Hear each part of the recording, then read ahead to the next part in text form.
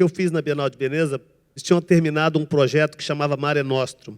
Eles começaram a monitorar o Mediterrâneo, mas para salvar as pessoas que estavam tentando atravessar e também para conseguir inteligência, para saber o que... Na verdade, tem gente fazendo muito dinheiro mandando refugiado pelo Mediterrâneo, né? E a comunidade europeia acabou com esse projeto. E eu achei, cara, mas é uma questão de tempo, vai começar a morrer mais gente, né? Então, isso foi no inverno, eu decidi fazer um barco de 16 metros de papel, que era a notícia justamente do dia o que fez esse projeto foi um acidente que aconteceu e esses refugiados foram centenas de refugiados que haviam morrido.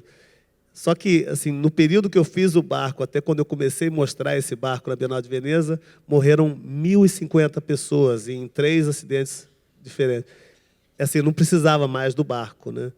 Mas eu acho que a questão do refugiado é uma questão contemporânea, parece mais contemporânea, mas é uma questão antiga. Eu lembro que quando eu falei sobre isso na Itália, um italiano que era mais linha dura falou, mas por que a gente tem que ajudar essas pessoas, né?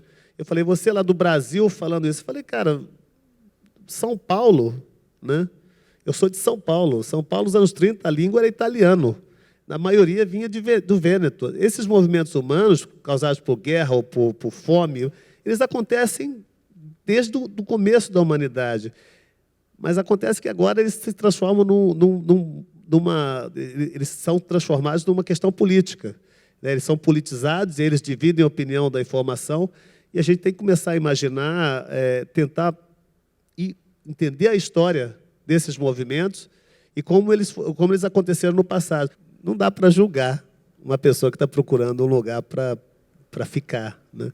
Eu estou fazendo um projeto o ano que vem, que é em campos de refugiados, criando salas de aula onde essas crianças filhos de... na Síria estão lá há 7 anos, por exemplo. Tem criança que nasceu ali. E agora, em Bangladesh, o pessoal que vem de Burma, de Mianmar, as crianças não têm papel para desenhar. Eles desenham em sacos da Unesco, por exemplo, porque eles têm que contar a história deles. A gente vai fazer esses estudos de arte. Eu acho que... Eu morei nos Estados Unidos 6 anos ilegal, né? Eu trabalhei, eu tive que correr da imigração. Então, eu tenho uma questão pessoal em relação a isso também, que eu acho a ideia de você ter um lugar é muito, muito importante. Você se sentir que você é parte de alguma coisa é fundamental para você existir como ser humano. E eu acho que todo mundo tem esse direito. A gente tem que entender mais quem está precisando e ver isso com mais empatia, além de um problema político.